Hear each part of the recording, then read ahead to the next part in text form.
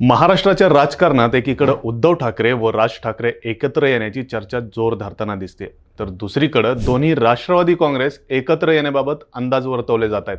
या पार्श्वभूमीवर अनेक मातब्बर नेत्यांनी आपापल्या प्रतिक्रिया दिल्यात. मात्र राजकीय वर्तुळातून एक मोठं वक्तव्य आता समोर आलंय. केंद्रीय मंत्री रामदास आठवले हे याबाबत बोलताना म्हणालेत की शरद पवार आमच्या सोबत आले असते तर या देशाचे ते राष्ट्रपती होऊ शकले असते. आता ही शरद पवारांचं स्वागतच आहे. शरद पवार आणि अजित पवार एकत्र होते, आजही एकत्र आहेत. अजित पवारांचं म्हणणं एकच होतं, जर तुम्हाला शिवसेना चालते तर बीजेपी का चालत नाही.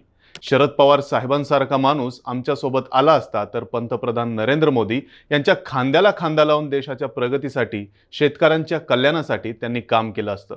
शरद पवार हे देशाचे राष्ट्रपती होऊ शकले असते. अजूनही ती वेळ गेलेली नाहीये. शरद पवार आणि अजित पवार हे जर एकत्र येऊन त्यांचा एनडीएला पाठिंबा मिळत असेल तर शरद पवार यांचं स्वागतच आहे, असं आठवले यांनी म्हटलंय.